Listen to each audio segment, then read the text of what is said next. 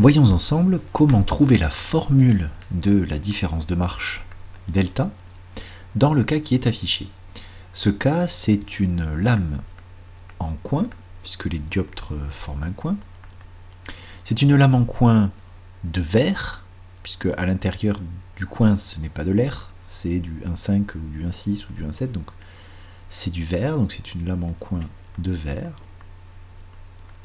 Et dans ce cas, on étudie une famille de rayons particuliers, parce qu'il y a deux familles, et là on étudie la famille des rayons transmis, c'est-à-dire des rayons qui globalement ont réussi à traverser la lame, donc en transmission, et qui, avec cette traversée, suite à cette traversée, vont interférer, les deux rayons qu'on voit là, T1 et T2, vont interférer, en brillant ou en sombre. Là on n'arrive pas à le détecter parce qu'on n'a pas justement la formule de la différence de marche qui permet de le trouver. Donc la différence de marche, on va la trouver comme d'habitude en ajoutant deux termes, la différence de marche géométrique et la différence de marche physique, qui tous les deux alors, se calculent de manière différente, mais nécessitent de visualiser les rayons. Donc toujours avoir le schéma sous les yeux et les rayons. Alors, si on commence par le rayon T2, par exemple. Le rayon T2, je vais le gribouiller en vert pour le voir, hein, il n'est pas vert, parce que tout a la même couleur là, mais c'est juste pour le visualiser.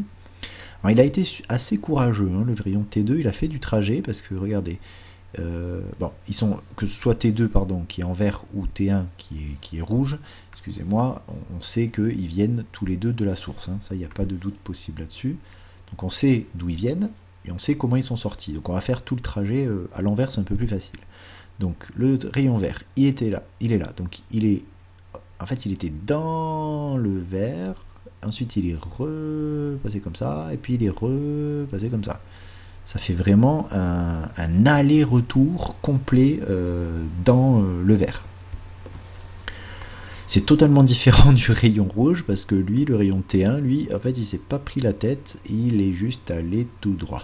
Voilà, lui, il a dit, écoute, je vais pas visiter à l'intérieur, alors que le rayon vert, il a dit, attends, ça a l'air sympa, on va visiter un petit peu l'intérieur, et il a fait un aller-retour de plus dans la lame. Il a fait cette épaisseur, qu'on appelle E ici, deux fois en plus.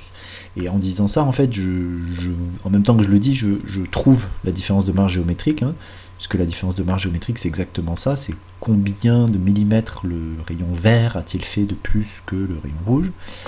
Et il a fait deux fois, par rapport au rayon rouge, il a fait deux fois l'épaisseur en plus. Il faut toujours multiplier cette distance par l'indice dans lequel cette distance est faite. Là, elle est faite dans du vert, donc 2 fois E fois N. Voilà, donc j'ai fait le schéma, et en même temps, ça m'a permis tout de suite de trouver la différence de marche géométrique. Pour la différence de marche physique, très souvent elle fait 0, mais il faut trouver les moments où elle ne fait pas 0, c'est-à-dire il faut chercher des réflexions, souvent elles font 0, mais des réflexions un peu particulières qui ne font pas 0, c'est les réflexions vitreuses. Dans le cas où la lumière est dans un indice, elle se réfléchit, elle reste dans cet indice, mais elle se cogne contre, elle refuse d'aller dans un indice n' qui est supérieur à n, de manière générale, hein, peu importe les valeurs de n et de n'. On va chercher ça pour le rayon vert et pour le rayon rouge. Pour le rayon vert, alors, il se cogne deux fois, je sais pas, je vais vous le montrer. Donc en fait, au cours de son trajet, il se cogne ici, quand il arrive. Donc il arrive de la source, hein, il est tout en haut. Il descend, il se cogne ici en J.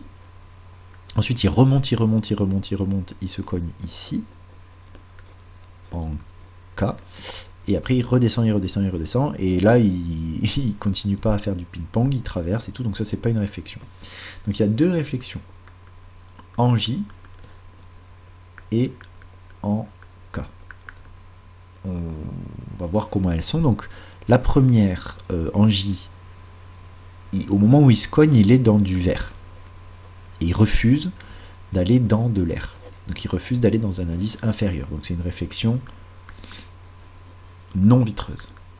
Bon, tant mieux, ça fait 0, ça fait rien. Alors, et en K, j'allais dire alors que, j'en sais rien. Alors en K, il est en train de remonter là, ça, il s'est cogné au point J, il remonte, il est toujours dans du vert, et il refuse encore une fois d'aller dans de l'air. Donc c'est de nouveau une réflexion non vitreuse. Tout ça, il faut le justifier, d'accord, à l'examen. Faut pas juste pondre un chiffre, il faut dire bah là c'est non vitreux, là c'est non vitreux, donc, etc. Donc deux réflexions non vitreuses qui chacune font 0, et ben donc ça fait aucune différence de marche physique pour le rayon vert, alors qu'il a eu deux réflexions, mais c'était des réflexions non vitreuses. Pour le rayon rouge, alors lui ça va être vite fait, puisqu'on l'a dit tout à l'heure, lui il va tout droit. Il est toujours transmis, il ne subit aucune réflexion. Donc c'est même pas la peine de se demander si elles sont vitreuses ou pas, de toute façon il n'y en a pas. Il n'y a pas de réflexion, donc ça fait 0. Alors ça arrive, c'est rare, mais aucun rayon n'a subi une réflexion vitreuse. Donc la différence de marche physique, qui, attention à ce piège du 0, vous devez expliquer aussi dans la copie, dire bon ben normalement il faut faire la soustraction, hein, il faut faire delta phi 1 moins delta phi 2 ou delta phi 2 moins delta phi 1, c'est toujours ça qu'il faut faire. 0 moins 0 ou 0 moins 0, ça fait 0, ça c'est sûr, et la différence de marche physique fait 0, on s'en doutait. Mais voilà, il faut bien détailler.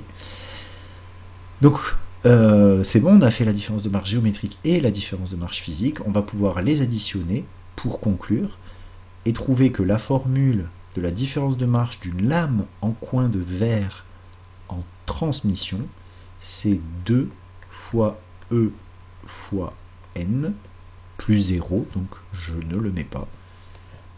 Et ça fait la formule finale.